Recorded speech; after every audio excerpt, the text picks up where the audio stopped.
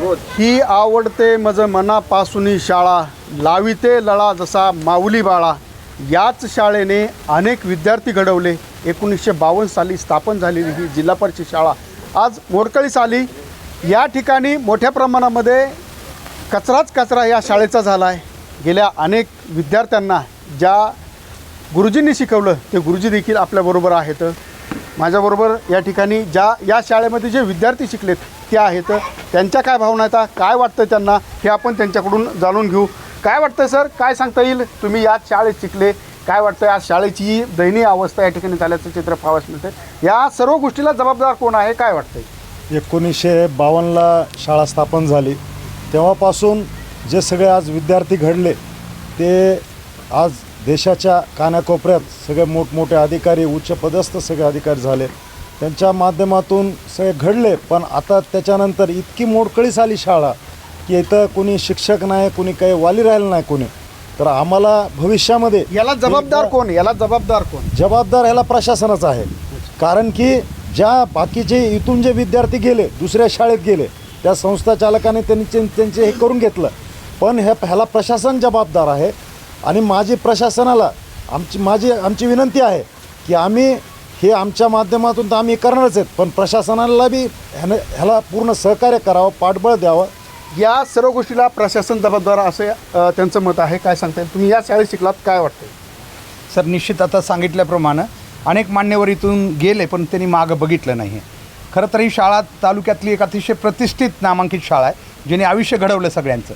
परंतु मध्यंतरीच्या काळामध्ये ज्या खाजगी संस्थांची स्पर्धा लागली त्याच्यात 5वी वर्गासाठी TC मिळत नव्हते. तेव्हा इथल्या काही खाजगी संस्थांच्या राजकीय पुढाऱ्यांनी म्हणा किंवा बाकी त्यांनी प्रशासनानं इथल्या शाळेशी संपर्क करू इथले सगळे TC काढून नेले. ती खरी मूळ कारण आहे की या शाळेचं अधोगती व्हायला. आणि त्यानंतर मग जे आता आपण कचरा वगैरे बघतो, जेव्हा तिथं काही येणं जाणंच नाही आहे तेव्हा ही शाळा बंद पडण्याच्या मार्गावर आली ती. आणि म्हणून आज पुन्हाची शाळा सुरू करण्यासाठी एक नवा आम्ही सगळ्यांनी संकल्प केला आहे. विद्यार्थी आम्ही देणार, शासनानं फक्त आम्हाला बाकी सुविधा द्याव्यात. खाजगी संस्था चालकांच्या संस्था चालवण्यासाठी ही शाळा बंद पाडण्याचं असं त्यांचं म्हणणं आहे. काय वाटतंय? तुम्ही याच शाळेत शिकलात, काय कोणत्या पदावर तुम्ही काम करता? काय अधिकारी म्हणून आहात का? काय नेमकं तुम्ही काय काम करता? मी ॲडव्होकेट आहे. या शाळेमध्ये मी या शाळेचा माजी विद्यार्थी आहे. या शाळेमध्ये साधारणतः 2000पर्यंत किंवा 96पर्यंत 5-5 तुकड्यांची शाळा होती. तालुक्यातील सगळ्यात उत्कृष्ट शाळा होती. आत्ताच सरनी सांगितल्याप्रमाणे की अतिशय चांगले विद्यार्थी, अधिकारी ही प्रमोदजी महाजन साहेबांसारखे या शाळेचे विद्यार्थी आहेत. त्यांचे वडील शिक्षक होते. असे नामांकित नुसतं खेळामध्ये सुद्धा, म्हणजे शिक्षणामध्ये आणि खेळामध्ये ह्या घडले. परंतु त्यानंतर जे आहे तर ते हे काय झालं की इथं स्टाफ नाही, विद्यार्थी कमी म्हणून स्टाफ दिला गेला नाही, आणि स्टाफ नाहीत म्हणून विद्यार्थ्यांनी प्रवेश घेतला नाही. म्हणजे असं झालं की विद्यार्थी नाहीत म्हणून पुन्हा स्टाफ येत नाही, आणि स्टाफ येत नाही म्हणून विद्यार्थी. हे सर्व बदल करण्यासाठी तुम्ही काय प्रयत्न करता? जसं की आज मला एकच म्हणायचं की जसं खाजगी ह्याच्यामध्ये विद्यार्थी मिळवण्यासाठी किंवा ह्याच्यासाठी प्रयत्न केले जातात, तसे इथं असणाऱ्या शिक्षकांनी ह्यांनी सुद्धा, प्रशासनानं सुद्धा त्या पद्धतीनं प्रयत्न करावेत आणि शासनाच्या ज्या मिळणाऱ्या सुविधा आहेत त्या विद्यार्थ्यांना द्याव्यात. आणि माझी विद्यार्थी म्हणून जे आहे ती आता हे चेन आहे, मला म्हणायचं होतं की चेन ब्रेक झाली पाहिजे. विद्यार्थी नाहीत, शिक्षक नाहीत, ही चेन कुठेतरी आम्ही ब्रेक करण्याचा प्रयत्न केला. नक्कीच या ठिकाणी ज्या शिक्षकांनी शिकवलं, ज्या गुरुजींनी शिकवलं त्या माध्यमातून हे विद्यार्थी घडलेले आहेत आणि तेच शिक्षक माझ्याबरोबर आहेत. सर, काय सांगता येईल? गेल्या 20 वर्षामध्ये या शाळेची एवढी दयनीय अवस्था झाली, काय वाटतंय? तुम्ही असताना ही शाळा कशी होती, काय वाटतंय? मी या शाळेमध्ये जवळजवळ 11 वर्ष काम केलं. 1974 ते 86पर्यंत केले. तो काळ सुवर्ण काळ असं म्हणता येईल. तालुक्यामध्ये एवढी सुंदर शाळा नव्हती. इतर शाळा ज्या आज खाजगी इतर दिसतात त्यावेळेला म्हणजे नव्हत्या, स्थापनच झालेल्या नव्हत्या. एक होती फक्त वसंत विद्यालय. नकळत तिकडे विद्यार्थ्याचा अभ्यास होत नाही म्हणून मुलांची इथं संख्या, ही मुलं इथं जर प्रार्थनेला उभं राहिले तर त्या सडकेपर्यंत मुलं प्रार्थनेच्या वेळेला जात होते. मराठीच्या 3, मराठी मीडियमच्या 3, उर्दूचे 1, असे 4 तुकड्या प्रत्येक वर्गाच्या होत्या. एकदम इतके चांगली शाळा सुरू. मी बदलून आलो त्यावेळेला इथं टाकळकर हेडमास्तर होते. बरेचसे हेडमास्तर मला नंतरचे बी आहेत. माझ्याबरोबर खूप इथं आता शिक्षकांनी काम आता केलं. आता काय वाटतंय, आता काय भावना येतात तुमच्या, काय वाटतंय ही शाळा पाहून, ही दयनीय अवस्था शाळेची पाहून काय वाटतंय तुम्हाला एक गुरुजी म्हणून? हो ना, इथं आमची एवढी चांगली शाळा असताना सुद्धा आज इथली शाळा बंद पडली. ह्या 2 वर्षात पाहू लागलो की इथं मुलं नाहीत, शिक्षक नाहीत, काय तर शिक्षक नाहीत, बदलले वगैरे, आणि शाळेची बिल्डिंग आवार सगळं आहे. सगळं या सर्व गोष्टीला ह्या जबाबदार कोण आहे? जबाबदार कोणी केलं आहे मला सांगू शकत नाही. मी पेन्शनवर जाऊन 21 वर्ष झालं आज. मी बाहेरगावी असतो, कशामुळे गेलं, कधी आलं तर वा इथं विद्यार्थी कमी आहेत, शिक्षकही नाहीत शाळेकडे वगैरे. अशी दयनीय अवस्था शाळेची पाहून तुम्हाला हे वाटतं शाळेकडे? शाळेकडं रडू येतं. त्या दिवशी इथं सत्कार ज्यावेळेला करायला अक्षरशः मी रडलो. ज्यावेळेला सत्कार करत असताना तुम्हाला फोटो तिथं दिसेल, मला रडू आलं कवरती कवर, हात वर झेंडा करता करता सुद्धा इतकं. का रात्रंदिवस तुमच्या माहितीसाठी माझी म्हणजे मी पण या रात्रीची नाईट ड्युटीसुद्धा मी इथं केली. नाईट ड्युटी ज्यावेळेला चपराशी नव्हते, 2 चपराशी मेल आणि 2 लेडीज होत्या.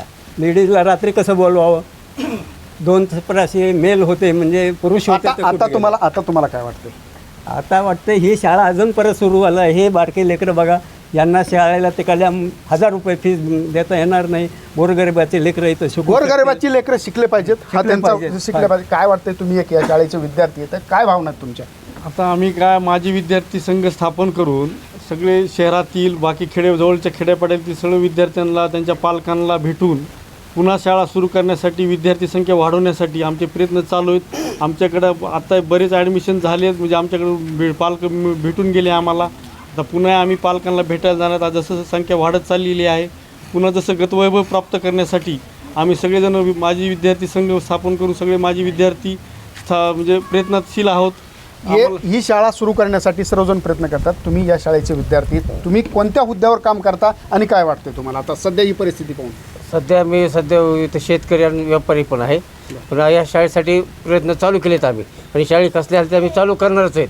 किती आम्हाला अडचणी आल्या तरी आम्ही चालू करू राहणार नाही. तुम्ही देखील या शाळेचे विद्यार्थी, काय वाटतंय, काय भावना व्यक्त करताय? ही दयनीय अवस्था जी शाळेची आहे, काय प्रशासनाला आव्हान असेल, काय मागणी तुमची?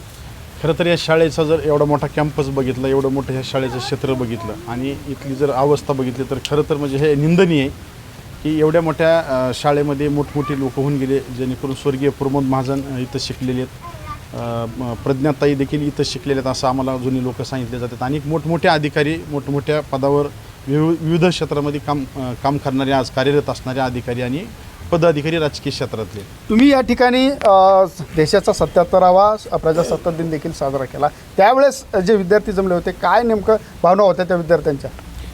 खरं तर ज्यावेळेस इथं काही सामाजिक कार्यकर्ते आमचे भोसले सरांनी ह्याचा व्हिडिओ काढला आणि तो एक्सपोर्ट बाहेर प्रसिद्ध झाला, त्यावेळेस ह्या शाळेमध्ये जी विद्यार्थी शिकले त्यांच्या भावना अनावर झाल्या आणि त्यांनीहून आम्हाला संपर्क साधला की बाबा जर आमच्या शाळेची अशी दुरावस्था असेल तर आम्ही लोकवर्गणीमधून ही शाळा डेव्हलप करायला तयार आहेत. तिथली शाळा आमची जिवंत, जी आमच्या लहानपणीचं जी आमची नाळ त्या शाळेशी जुटलेली आहे ती शाळा आमची टिकली पाहिजे, ती शाळा पुन्हा आम्हाला उभारलेली पाहिजे. म्हणून त्या सगळ्या माजी विद्यार्थ्यांनी खरं तर त्यांचं अभिनंदन करावं तेवढं कमी. त्यांनी स्वतः स्वखर्चामधून सगळा निधी गोळा करून तो छानसा असा मोठा कार्यक्रम इथं केला आणि शहरामध्ये त्यांनी पर्वत फेरी देखील काढली. खरं तर माझ्यासारख्या कार्यकर्त्याला असं वाटतंय की आपण पर्वत फेऱ्या लहान छोट्याशा लेकरांच्या बघितल्या, मात्र वयवर्ष 70 आणि वयवर्ष 80 असणारे विद्यार्थी त्या पर्वत फेरीमध्ये होते. का तर एक अस्मिता, एक शाळेची गावाची शान ही वाचली पाहिजे, ही भावना त्या विद्यार्थ्यांमध्ये दिसून आली. म्हणून आम्ही गावचे काही मंडळी ही सक्रियपणे पुढाकार घेऊन ही शाळा डेव्हलप करण्याचं ठरवलं.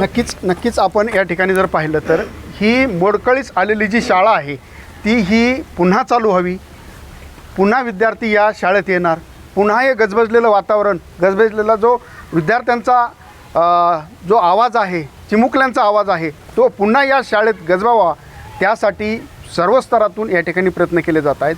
आणि नक्कीच येणाऱ्या आर्थिक वर्षामध्ये जूनमध्ये ही शाळा पुन्हा भरावी, यासाठी मात्र जे शिक्षक आहेत, जे माजी विद्यार्थी आहेत, हे सर्व स्तरातून प्रयत्न करताना पाहावयास मिळतात. रस्तावरे, लोकशाही मराठी, बीड.